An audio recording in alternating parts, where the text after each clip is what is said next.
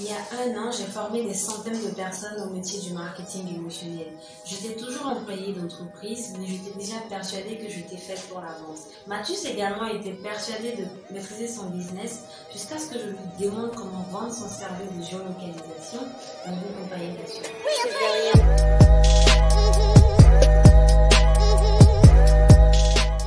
Imaginez maintenant 4 compagnies d'assurance situées sur une axe principale avec, juste pour différenciation, 20 mètres à 3 km près. Un client comme moi, voulant se rendre chez X Assurance, va activer son GPS et suivra l'itinéraire. Alors, la société n'ayant pas acheté son positionnement précis sur Google Maps ne bénéficiera pas de l'accès direct de Google. Maintenant, retrouvons Mathus dans un rendez-vous de prospection avec le DG de X Assurance.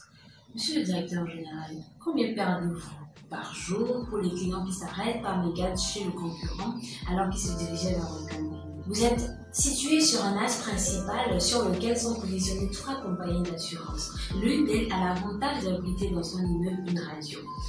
Sur Google Maps, son identification sera beaucoup plus précise que la vôtre à cause du satellite. 40 personnes visitent votre espace commercial par jour. 20%, soit 8 clients, se trompent de chemin, soit plus de 450 000 francs CFA de perdus chaque jour. Je vous entends également, monsieur le directeur général, dire à vos collaborateurs que perdre 131 328 000 francs CFA l'année est un risque pour l'entreprise et qu'à cela, vous adhérez à la solution de faire géolocaliser votre entreprise pour 50 000 francs l'an. Je fais ce préambule parce que beaucoup de personnes, de vendeurs, d'entrepreneurs exercent le sport national de présenter les fonctionnalités du produit, ce qui est une erreur. Parce que les gens achètent avec leur émotion et l'émotion touche un problème dur qu'il faut résoudre. Dans ce cas pratique de géolocalisation, vendez l'argent à gagner et non l'outil à implémenter. Faire une croissance rentable est donc le besoin de ce client.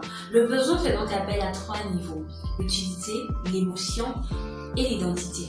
L'utilité fait pour un stylo, c'est le trait sur la page. Pour une chaise, c'est s'asseoir. Pour une montre, c'est donner l'heure. L'émotion, c'est la sensation que vous avez lorsque vous avez le produit. Une fierté lorsque vous vous asseyez sur la chaise à cause de son confort, de l'esthétique, ou la fierté de porter une montre. Dans un téléphone, c'est le plaisir d'avoir le top du top. Le niveau 3, c'est l'identité, c'est l'image de vous, que le produit renvoie. Parfois, on achète un produit pour montrer qu'on appartient à une certaine classe sociale et pour montrer qu'on est différent. Dans les 2 cas, cela pose le problème de l'identité. Acheter un stylo à 65 000 francs CFA démontre votre goût sophistiqué et votre fortune. Les 3 niveaux sont ceux qui poussent le client à acheter vos produits.